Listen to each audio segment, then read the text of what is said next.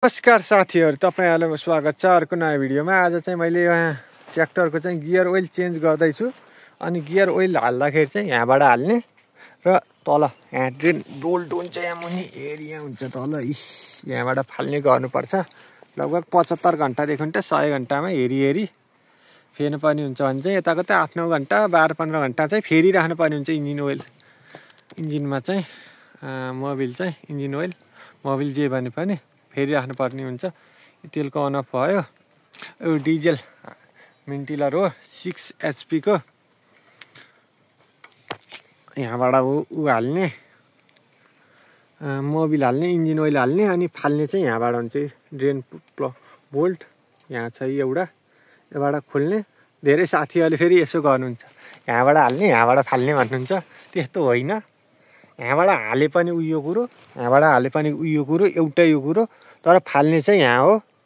अनि यो Mobil filter भनेको चाहिँ यो मोबिल फिल्टर यहाँ ट्याक्कै नट खोल्ने र यसलाई पाक्क तान्ने बित्तिकै फाक्कै आउँछ। यो थोरै यतिकै हल्का थोरै घुमा जस्तो गरेर भ्याक्कै तान्नुपर्छ यसलाई। यो घुमाउने होइन, यसरी थोरै हल्का घुमा जस्तो भने भ्याक्कै तान्नेसिन आइहाल्छ। त्यो फिल्टर हुन्छ यहाँ, मोबिल फिल्टर। अनि यहाँबाट गियर ओइल हाल्ने ठाउँ र यहाँबाट मुनिबाट फाल्ने ठाउँ, त्यही हो कुरो। अनि चाहिँ एयर फिल्टर भयो। यहाँ मोबिल हाल्नुपर्ने हुन्छ थोरै, यति धुलोमा जोत्दाखेरि, धुलोमा जस्तो सुकै ठाउँमा पनि जोत्दाखेरि, अथवा अनि पानीहरूमा जोत्दाखेरि तपाईँहरूले हेरिया चाहिँ हल्का एउटा केही भाँडो बनाएर ठ्याक्क लगाइदिनु भयो भने सही हुन्छ। पानीभित्र फिल्टरमा पस्ला भन्नु पर्दैन, ढुक्क भएर जोत्न सकिन्छ। थोरै यतापट्टिबाट लगाइदिने भने यसरी ढल्केर जोताउँदाखेरि यसरी ढल्काएर माथि यो माथि भाग पर्छ। माथि भाग परेपछि यहाँ चाहिँ केही काटेर ठ्याक्क बत्तल ठ्याक्क लगाइदिनु भयो भने एकदम सलिड हुन्छ। इन्जिन धेरै वर्षसम्म टिकाउ रहिरहन्छ। अनि चाहिँ डिजल इन्जिनको चाहिँ यो साइडको चाहिँ ऊ चाहिँदैन खासै, त्यो निकालिदिँदा हुन्छ। अनि यो एक्सिलेटर भइहाल्यो। अनि यो गियर भयो, त्यो क्लोज भयो उताको। यो ब्याक गियर भयो। ब्याक गियर आउँछ कि आउँदैन भन्नुहुन्छ। यसको ब्याक गियर पनि आउँछ। मैले सुरुमा नआउने थियो यसको, मैले बनाएको छु, आउँछ यसको। कम थोरै धेरै लोडमा चाहिँ ब्याक गियर आउँदैन। जुन पनि ट्र्याक्टरको कम लोड छ भने त्यहाँ अगाडि आउँछ ब्याक गियर ट्याक्क। यो सँगसँगै यो पनि यो थिच्ने र यो थिचिदिएपछि चाहिँ ब्याक गियर आउँछ। क्लच र यो थिचे मात्रै, यो मात्रै थिचेर आउँदैन। अब कुनैको चाहिँ ठ्याक्कै यो थिचेर पहिला यो थिच्नुपर्ने सिस्टम हुन्छ र अनि यो छोडिदिएपछि ब्याक गियर आउँछ भने यसको सिस्टम भनेको चाहिँ यी दुईटै अँठाउनु पर्ने हुन्छ। यताको नि अँठाउनुपर्छ, यताको नि अँठाउनुपर्छ। त्यस्तो सिस्टमको न्यानो गियर सिस्टमको यो भनेको ठ्याक्कै यो एडजस्ट गर्ने चाहिँ यो अब हाइट अनुसार मिलाएर ठ्याक्क हाइट आफ्नो कति छ त्यो अनुसार मिलाउन सकिन्छ। एक्सिलेटरको तार भइहाल्यो। यो एक्सिलेटरको तार कहाँ आउँछ थाहा छ होला तपाईँहरूलाई, यता हुन्छ यो एक्सिलेटरको तार। यो काँटी पनि बाहिर हल्का स्टार्ट अफ नहुने समस्या आयो भने हल्का मिलाइदिन सक्नुहुन्छ। यहाँ चाहिँ ठ्याक्कै यो तान्ने हुन्छ। यहाँ एउटा स्प्रिङ हुन्छ भित्र, यहाँ मिलाउन सकिन्छ। यो खासै ठुलो कुरो छैन। ट्र्याक्टरले नतान्ने समस्या आयो भने तपाईँहरूले चाहिँ न्यानो गियर सिस्टम छ भने यसो गर्नु होला। ठ्याक्कै यो अँठाउँदाखेरि एकदम साह्रो हुनुपर्छ।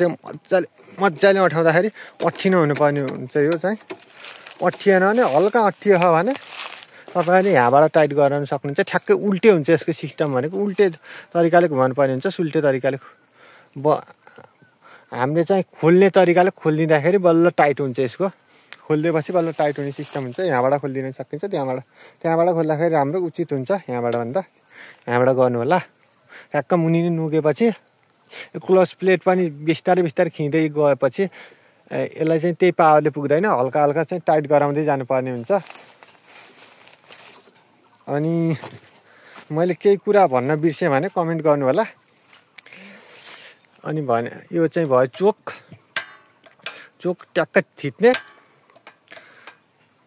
थिच्ने अनि झ्याप्प मजाले स्टार्ट भत्तै तान्नु पर्ने हुन्छ। यो थिचेपछि भत्तै एकचोटि सर र धागो तान्नु होला र फेरि माथि नै आउँछ यसरी नै। अनि फेरि दबाउनु होला थोरै, हातमै धागो लिएर यसो गरेर। अहिले म स्टार्ट चाहिँ गर्दिनँ, भ्याट्टै तान्ने बित्तिकै स्टार्ट हुन्छ। यो खासै ठुलो होइन। गर्मीको समयमा त खासै दुःख हुँदैन डिजेलको इन्जिन स्टार्ट गर्न, एकैचोटि यहाँ स्टार्ट हुन्छ। रेस भनेको चाहिँ लगभग तपाईँहरूले चाहिँ यतिसम्म लिनुपर्ने हुन्छ, फुल नलिनु होला। फुल लिनु भने चाहिँ तपाईँहरूको पिस्टन जान पनि सक्छ। एकदम स्पिडमा चाहिँ भ्याट गर्दाखेरि जेको पनि असर पर्छ, पिस्टनलाई असर पर्छ। त्यो भएर थोरै यति हाफ लिनु होला, ठ्याक्क हाफभन्दा थोरै माथि, लगभग 75%देखि त 60%, 75%को बिचमा राख्नु होला। झ्याप्पै स्टार्ट हुन्छ। अनि यो जाडोको समयमा चाहिँ तपाईँहरूको चाहिँ यो डोरो एकदम साह्रो भएर बसेको छ भने तपाईँहरूको मोबिल चेन्ज गर्ने बेला भयो भनेर बुझ्नु होला। मोबिल कालो भए पनि स्टार्ट गर्न अलि गाह्रै हुन्छ। अनि मोबिल धेरै भयो भने पनि धुवा फाल्छ यहाँबाट। त्यही यो कुरो। अरू कुरो चाहिँ अब ज्योति राखेपछि थाहा होला पछि अझै।